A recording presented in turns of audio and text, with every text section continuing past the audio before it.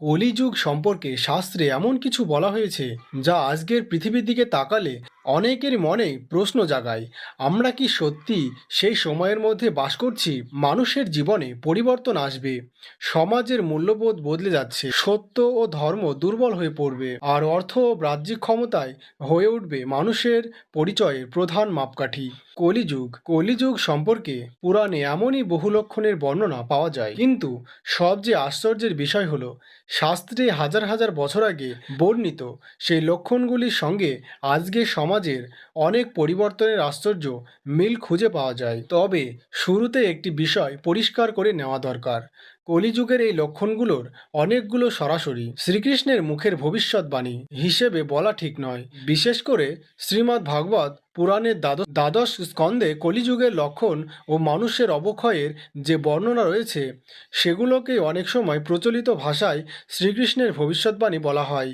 তাই আজ আমরা শাস্ত্রে বর্ণিত সেই লক্ষণগুলোর দিকেই নজর দেব। প্রথম লক্ষণ, অর্থ হয়ে উঠবে মানুষের মর্যাদার প্রধান মাপকাঠি। শাস্ত্রে কলিযুগের সমাজ সম্পর্কে একটি অত্যন্ত গভীর কথা বলা হয়েছে। মানুষের গুণ, চরিত্র বা জ্ঞান নয়, তার ধনসম্পত্তি অনেক ক্ষেত্রে তার মর্যাদার কারণ হয়ে দাঁড়াবে। একটু চারপাশে তাকিয়ে দেখুন, আজ একজন মানুষের চরিত্র কেমন, সে কতটা সৎ, কতটা দয়ালু, কতটা জ্ঞানী, এসবের চেয়ে অনেক সময় বেশি গুরুত্বপূর্ণ হয়ে দাঁড়ায় তার কাছে কত টাকা আছে, সে কি গাড়ি ব্যবহার করে, কোথায় থাকে এবং তার সামাজিক অবস্থান কি। একজন দরিদ্র মানুষ অত্যন্ত সৎ হতে পারেন, কিন্তু সমাজ তাকে খুব বেশি গুরুত্ব নাও দিতে পারে। অন্যদিকে একজন ধনী মানুষ ভুল করলেও অনেক সময় তার অর্থ ও ক্ষমতার কারণে মানুষ তাকে সম্মান করে। শাস্ত্রের বক্তব্য এখানে অত্যন্ত গভীর। অর্থ নিজে খারাপ নয়, অর্থ নিয়ে মানুষের উপকার করা যায়, পরিবারকে রক্ষা করা যায়, সমাজের কল্যাণ করা যায়।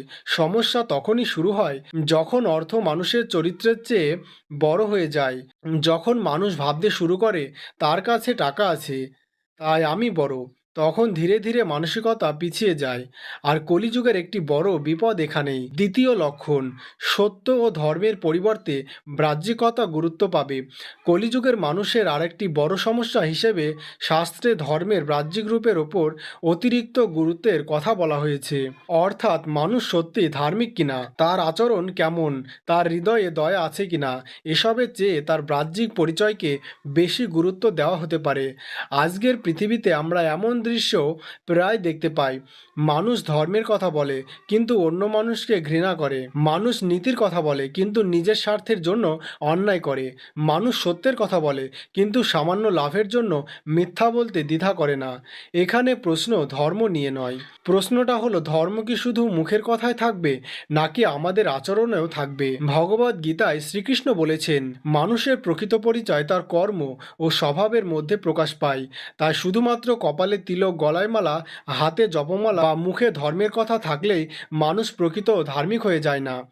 যদি হৃদয়ে অহংকার থাকে, যদি অন্যের কষ্টে আনন্দ হয়, যদি দুর্বল মানুষকে ঠকানো হয়, তাহলে বাহ্যিক ধর্মীয় পরিচয় মানুষের অন্তরের পরিবর্তনের প্রধান নয়। কলিযুগের বিপদ হলো মানুষ ধর্মকে ধারণ করার পরিবর্তে অনেক সময় ধর্মকে প্রদর্শন করতে ব্যস্ত হয়ে পড়ে। তৃতীয় লক্ষণ, মানুষের মধ্যে সত্য, দয়া ও সংযম কমে যাবে। শাস্ত্রে কলিযুগকে এমন একটি যুগ হিসেবে বর্ণনা করা হয়েছে যেখানে ধর্মের চারটি স্তম্ভ, সত্য, তপ, দয়া, শৌচ, ক্রমশ দুর্বল হতে থাকবে। এর অর্থ শুধু ধর্মীয় আচার কমে যাওয়া নয়, এর অর্থ মানুষের চরিত্রের পরিবর্তন। আজ আমরা প্রযুক্তির দিক থেকে যত উন্নত হয়েছি, মানুষের মনের অস্থিরতা অনেক বেড়েছে। একটি ছোট্ট অপমানের জন্য মানুষ সম্পর্ক ভেঙে ফেলছে। একটি সামান্য মতভেদের জন্য মানুষ বছরের সম্পর্ক নষ্ট করছে। সামাজিক যোগাযোগ মাধ্যমে একটি মন্তব্যের জন্য পরিচিত মানুষের সঙ্গে ঝগড়া শুরু হচ্ছে। মানুষের ধৈর্য কমছে, অপেক্ষা করার ক্ষমতা কমছে, ক্ষমা করার ক্ষমতা কমছে, আর সবচেয়ে বড় কথা, নিজেকে নিয়ন্ত্রণ করার ক্ষমতা কমছে। শাস্ত্রের শিক্ষা কিন্তু সম্পূর্ণ বিপরীত। শ্রীকৃষ্ণ আমাদের শেখান, ইন্দ্রিয়কে নিয়ন্ত্রণ করতে হবে, ক্রোধকে নিয়ন্ত্রণ করতে হবে, মনকে নিয়ন্ত্রণ করতে হবে। কারণ বাইরের পৃথিবীকে জয় করার আগে মানুষকে নিজের মনকে জয় করতে হবে। আজ মানুষ পৃথিবীর অনেক কিছু নিয়ন্ত্রণ করতে চায়, কিন্তু নিজের রাগ, লোভ, হিংসা ও অহংকারকে নিয়ন্ত্রণ করতে পারে না। এটাই কলিযুগের গভীর সংকটের একটি চিত্র। চতুর্থ লক্ষণ, পরিবার ও সম্পর্কের মূল্য কমে যাবে। শাস্ত্রে কলিযুগের আরেকটি ভয়ঙ্কর পরিবর্তনের কথা বলা হয়েছে। পরিবারের সম্পর্ক দুর্বল হয়ে পড়বে এবং সম্পর্কের মূল্য অনেক ক্ষেত্রে স্বার্থের ওপর নির্ভর করবে। একসময় পরিবার মানে ছিল একে অপরের পাশে থাকা, বাবা মায়ের প্রতি শ্রদ্ধা, ভাই বোনের প্রতি ভালোবাসা, স্বামী স্ত্রীর মধ্যে বিশ্বাস, বয়স্ক মানুষদের প্রতি সম্মান। কিন্তু সময়ের সঙ্গে সঙ্গে মানুষের জীবনে স্বার্থ যখন বেশি গুরুত্বপূর্ণ হয়ে ওঠে, তখন সম্পর্ক অনেক সময় স্বার্থের হিসেবে মধ্যে ঢুকে যায়। সে আমার জন্য কি করেছে, আমি তার কাছ থেকে কি পাবো, আমার লাভ কি, এই প্রশ্নগুলো যখন ভালোবাসার জায়গা দখল করে নেয়, তখন সম্পর্ক ধীরে ধীরে দুর্বল হয়ে যায়। তবে এর অর্থ এই নয় যে পৃথিবীর সব পরিবার ভেঙে যাচ্ছে। আজও অসংখ্য পরিবারে ভালোবাসা আছে, শ্রদ্ধা আছে, ত্যাগ আছে। আজও সন্তান বাবা মায়ের জন্য নিজের স্বার্থ ছেড়ে দেয়। আজও বাবা মা সন্তানের জন্য জীবন উৎসর্গ করেন। আজও ভাই ভাইয়ের পাশে দাঁড়ায়। তাই শাস্ত্রের এই লক্ষণকে আমাদের ভয়ের বিষয় হিসেবে নয়, সতর্ক বার্তা হিসেবে দেখা উচিত। যদি আমরা বুঝতে পারি যে সম্পর্ক স্বার্থের কারণে দুর্বল হয়ে যাচ্ছে, তাহলে আমাদেরই সিদ্ধান্ত নিতে হবে, আমরা কি সেই প্রবাহের সঙ্গে ভেসে যাব, নাকি ভালোবাসা ও ধর্মের পথে দাঁড়াবো। পঞ্চম লক্ষণ, মানুষ বাহ্যিক সৌন্দর্য ও শরীরকে অতিরিক্ত গুরুত্ব দেবে। কলিযুগের মানুষের আরেকটি প্রবণতা হিসেবে বাহ্যিক পরিচয় ও শরীরকেন্দ্রিকতার কথা শাস্ত্রীয় ব্যাখ্যায় উঠে আসে। আজকের পৃথিবীতে আমরা এর একটি নতুন রূপ দেখতে পাই। মানুষ নিজের চেহারা নিজে অতিরিক্ত চিন্তিত। কে দেখতে কেমন, কে কত সুন্দর, কে কি পোশাক পরেছে, কে কোথায় ঘুরতে গেছে, কার বড় বাড়ি, কার জীবন বেশি সুন্দর।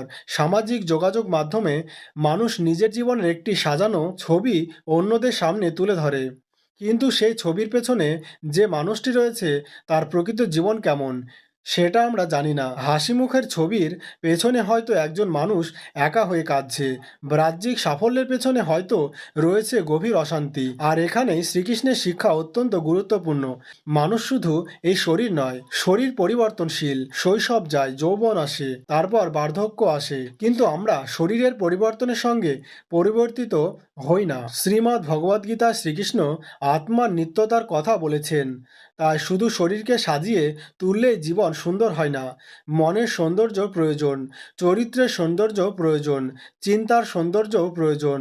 ষষ্ঠ লক্ষণ, মিথ্যা, প্রতারণা ও স্বার্থ মানুষের জীবনে বৃদ্ধি পাবে। কলিযুগের সবচেয়ে ভয়ঙ্কর লক্ষণগুলোর একটি হলো সত্যের অবমূল্যায়ন। যখন মানুষ নিজের স্বার্থের জন্য সত্যকে পরিবর্তন করতে শুরু করে, তখন সমাজের বিশ্বাসের ভিত্তিটাও দুর্বল হয়ে যায়। একজন ব্যবসায়ী যদি প্রতারণা করে, একজন মানুষ যদি বন্ধুকে ঠকায়, একজন ব্যক্তি যদি পরিবারের মানুষকে মিথ্যা বলে, একজন নেতা যদি মানুষের বিশ্বাস নিয়ে খেলা করে, তাহলে ক্ষতি শুধু একজন মানুষের হয় না, ধীরে ধীরে সমাজে একটি ধারণা তৈরি হয় কাউকে বিশ্বাস করা যায় না। আর যে সমাজে মানুষ একে অপরকে বিশ্বাস করতে পারে না, সেই সমাজ যত উন্নতই হোক, তার ভেতরে অশান্তি বাড়তেই থাকে। আজ প্রযুক্তি আমাদের একে অপরের কাছে নিয়ে এসেছে, কিন্তু অনেক সময় মানুষের হৃদয়কে আরও দূরে সরিয়ে দিয়েছে। হাতে মোবাইল আছে, কিন্তু পাশে বসা মানুষটির সঙ্গে কথা নেই। হাজার হাজার অনলাইন বন্ধু আছে, কিন্তু বাস্তব জীবনে একজন সত্যিকারের বন্ধু নেই। মানুষ অন্যের জীবনের খবর জানে, কিন্তু নিজের পরিবারের মানুষের মনের খবর জানে না। এটাই আধুনিক জীবনের একটি বড় বৈপরীত্য। কলিযুগের সমস্যাকে শুধু বাইরের পৃথিবীর সমস্যা ভাবলে হবে না। এই কলিযুগের সবচেয়ে বড় যুদ্ধ মানুষের নিজের মনের ভিতরে। সপ্তম ও সবচেয়ে গুরুত্বপূর্ণ লক্ষণ, মানুষ ঈশ্বরকে ভুলে গিয়ে কেবল ভোগ ও ইন্দ্রিয় সুখের পিছনে ছুটবে। এটাই সম্ভবত সব লক্ষণের মূল। মানুষ যত বেশি বস্তুগত সুখের পিছনে ছুটবে, তত বেশি তার মনে অশান্তি জন্ম নিতে পারে। একটি বাড়ি পেলেই আরেকটি বাড়ির ইচ্ছা, একটি গাড়ি পেলেই আরও দামি গাড়ির ইচ্ছা, একটি মোবাইল পেলেই নতুন মডেলের ইচ্ছা, একটি সাফল্য পেলেই আরও বড় সাফল্যের ইচ্ছা। ইচ্ছার কোনো শেষ নেই। একটি ইচ্ছা পূরণ হয়, আরেকটি ইচ্ছা জন্ম নেয়। তারপর মানুষ ভাবে, আর একটু পেলে আমি সুখী হব, কিন্তু সে আর একটু কখনো শেষ হয় না। শ্রীকৃষ্ণ ভগবদ্গীতায় কামনা, ক্রোধ ও লোভের বিপদ সম্পর্কে সতর্ক করেছেন। মানুষ যখন নিজের ইন্দ্রিয়ের দাস হয়ে যায়, তখন বাইরের পৃথিবী যত সুন্দর হোক, তার অন্তরের শান্তি হারিয়ে যেতে পারে। আর তাই কলিযুগের আসল বিপদ শুধু প্রযুক্তি নয়, বিজ্ঞান নয়, শহর নয়, অর্থ নয়। আসল বিপদ হলো মানুষ নিজের ভিতরের ঈশ্বরীয় চেতনাকে ভুলে যাওয়া। তবে এখানে রয়েছে আশার আলো। কলিযুগকে শুধু অন্ধকারের যুগ হিসেবে দেখলে শাস্ত্রের সম্পূর্ণ শিক্ষা বোঝা যায় না। কারণ এই যুগের জন্য ভক্তির পথকে অত্যন্ত গুরুত্বপূর্ণ বলা হয়েছে। এই কারণেই হরে কৃষ্ণ মহামন্ত্রের জপকে বৈষ্ণব পরম্পরায় অত্যন্ত গুরুত্বপূর্ণ মনে করা হয়। এই নাম শুধু মুখে উচ্চারণ করলে সব সমস্যা জাদুর মতো দূর হয়ে যাবে, এমন সরল দাবি করার দরকার নেই। বরং নামস্মরণ মানুষের মনকে ঈশ্বরের দিকে ফিরিয়ে আনার একটি সাধনার পথ। যে মানুষ প্রতিদিন নিজের মনকে একটু একটু করে শুদ্ধ করার চেষ্টা করে, সত্য কথা বলে, অন্যের ক্ষতি না করে, বাবা মাকে সম্মান করে, দুর্বল মানুষের পাশে দাঁড়ায় এবং ঈশ্বরকে স্মরণ করে, সে নিজের জীবনেই কলিযুগের অন্ধকারের বিরুদ্ধে একটি ছোট্ট আলো জ্বালাতে পারে। শাস্ত্রে হাজার হাজার বছর আগে মানুষের চরিত্রে যে দুর্বলগুলোর কথা বলা হয়েছে, সেগুলোর অনেক কিছুই আজ আমাদের চোখের সামনে দেখা যাচ্ছে।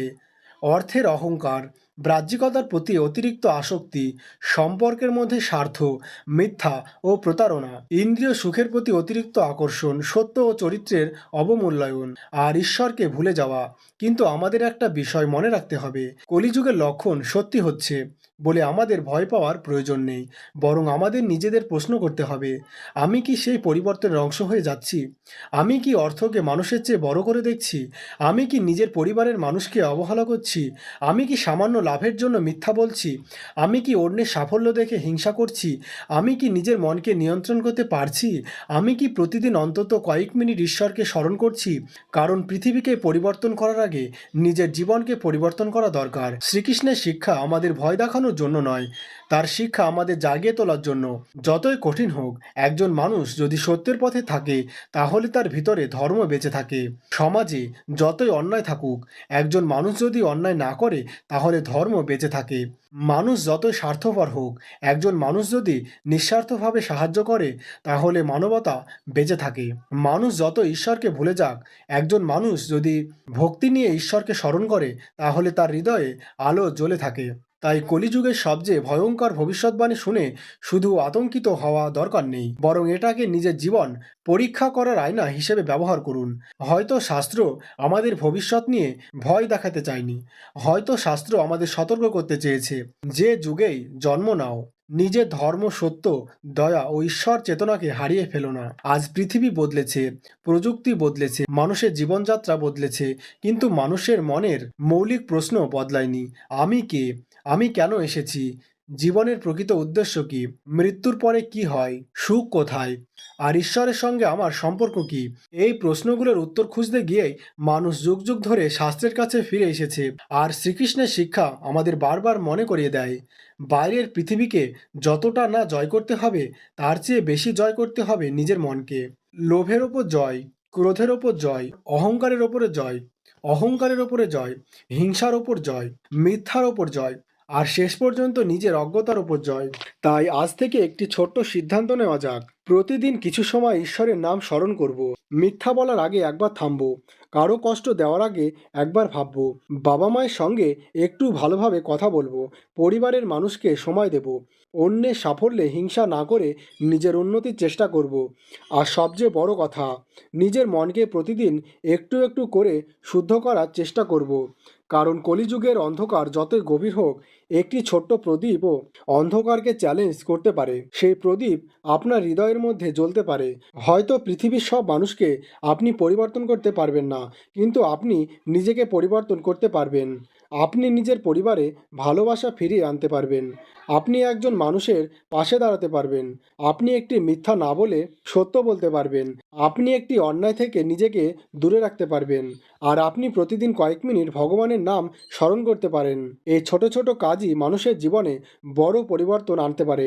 তাই কলিযুগের ভবিষ্যৎবাণী শুনে ভয় পাবেন না, নিজেকে জিজ্ঞাসা করুন, এই 7টি লক্ষণের মধ্যে কোনটি আমার জীবনের মধ্যে প্রবেশ করেছে। যদি উত্তর খুঁজে পান তাহলে হতাশ হবেন না, কারণ নিজের ভুল বুঝতে পারাই পরিবর্তনের প্রথম ধাপ। আজ থেকে শুরু করুন, একটি সত্য কথা নিয়ে, একটি ভালো কাজ দিয়ে, একটি ক্ষমা দিয়ে, একটি প্রার্থনা দিয়ে, একটি নাম স্মরণ দিয়ে। আর মনে রাখুন, যুগ বদলানো আমাদের হাতে নেই, কিন্তু যুগের অন্ধকারের মধ্যে নিজের হৃদয়ে ধর্মের আলো জ্বালিয়ে রাখা আমাদের হাতে আছে। কলিযুগের সবচেয়ে বড় প্রশ্ন হয়তো পৃথিবী কেমন হয়ে যাবে তা নয়, প্রশ্ন হলো এই পৃথিবী যখন বদলে যাবে তখন আপনি কেমন মানুষ হয়ে থাকবেন। আপনার হৃদয়ে কি থাকবে? লোভ, ক্রোধ, অহংকার ও স্বার্থ? নাকি থাকবে সত্য, দয়া, ভক্তি ও ভালোবাসা? সিদ্ধান্তটা আজও আপনার হাতে।